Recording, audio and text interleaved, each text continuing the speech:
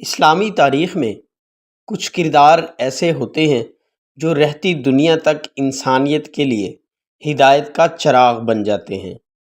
ایسا ہی ایک نام حضرت حر کا ہے، جو پہلے یزیدی لشکر کے کمانڈر تھے، لیکن پھر انہوں نے حق کو پہچانا، توبہ کی اور سیدنا حسین رضی اللہ تعالیٰ عنہ کے قدموں میں جان دے کر اپنا نام ہمیشہ کے لیے زندہ کر دیا۔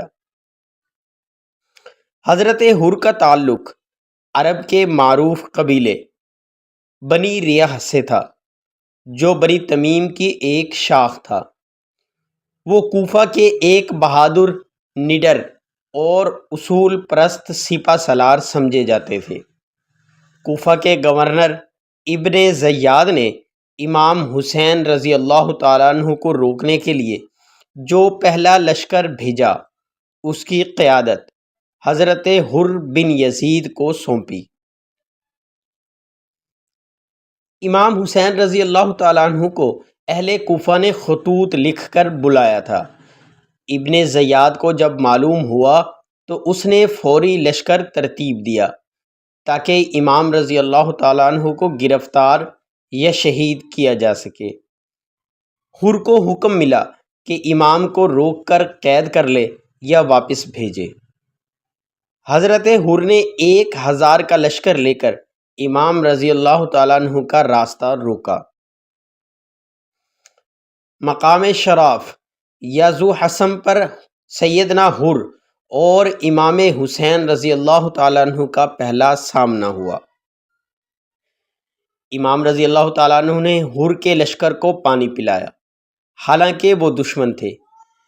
امام رضی اللہ تعالیٰ عنہ نے خطبہ دیا اور واضح کیا کہ وہ خود نہیں آئے بلکہ کوفہ والوں کے بلانے پر آئے ہیں۔ حر نے صاف کہا، میں جنگ نہیں کرنا چاہتا، لیکن مجھے حکم ہے تعمیل کرنا ہے۔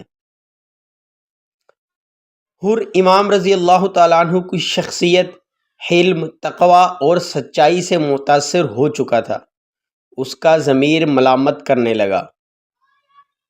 حر نے نماز امام حسین رضی اللہ تعالیٰ عنہ کے پیچھے پڑھی، جو اس کے اندر جاری تبدیلی کا پہلا اشارہ تھا۔ اس نے اپنے دل کی کیفیت ایک صحابی سے کہی، قسم ہے میں خود کو جنت اور جہنم کے بیچ کھڑا محسوس کر رہا ہوں۔ 10ویں محرم کی صبح حضرت حر بار بار ابن سعد سے کہتا رہا کہ حسین رضی اللہ تعالیٰ عنہ کو جانے دو۔ جب دیکھا کہ جنگ یقینی ہے تو وہ لرز اٹھے۔ آخر کار اس نے اپنے بیٹے، غلام اور بھائی کو ساتھ لیا اور امام حسین رضی اللہ تعالیٰ عنہ کی طرف بڑھنے لگے۔ راستے میں اپنے گھوڑے کا رخ امام رضی اللہ تعالیٰ عنہ کی طرف کیا اور کانپتے ہوئے امام کے قدموں میں گر پڑے۔ سیدنا حر نے کہا، اے فرزند رسول، میں وہی ہوں جس نے آپ کو روک رکھا تھا، کیا میری توبہ قبول ہو سکتی ہے؟ امام رضی اللہ تعالیٰ عنہ نے محبت سے فرمایا، حر، تیرا نام واقعی حر ہے، تو دنیا اور آخرت میں آزاد ہے۔ حر کی آنکھوں سے آنسو روا ہو گئے اور وہ خالص توبہ کے ساتھ امام کے قافلے میں شامل ہو گئے۔ حضرت حر نے امام سے جنگ میں جانے کی اجازت مانگی۔ وہ دشمن کی صفوں میں گھس گئے، کئی دشمنوں کو واصل جہنم کیا، شدید زخمی ہونے کے بعد زمین پر گرے۔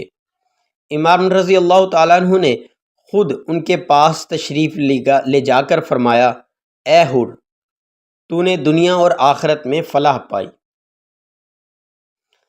حضرت حر کی قبر کربلا سے تقریباً 10 کلومیٹر دور مقام حر میں ہے۔ وہاں ایک خوبصورت روضہ موجود ہے۔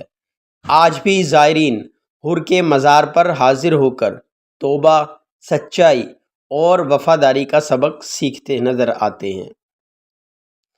حضرت حر کی کہانی ہمیں سکھاتی ہے کہ توبہ کے دروازے کبھی بند نہیں ہوتے۔ حق پہچاننے کے بعد سچائی کے لیے قدم اٹھانا ضروری ہے، چاہے وقت کتنا ہی کم رہ گیا ہو۔ سچی نیت اور اخلاق سے کی گئی توبہ اللہ کے نزدیک قابل قبول ہے۔ دنیا کی طاقت، منصب اور حکومت کسی انسان کی نجات کی ضمانت نہیں، صرف حق کی پیروی ہی نجات ہے۔ سیدنا حور کا واقعہ تاریخ کا ایک ایسا روشن باب ہے جو بتاتا ہے کہ ایک لمحہ بھی سچائی کے لیے کافی ہو سکتا ہے۔ حضرت حور نے یہ ثابت کر دیا کہ دنیا میں کوئی بھی شخص اتنا گناہ گار نہیں ہوتا کہ جس کے لیے توبہ کی گنجائش نہ ہو۔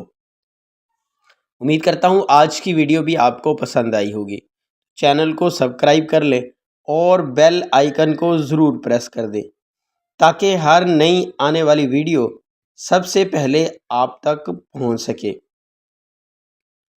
والسلام۔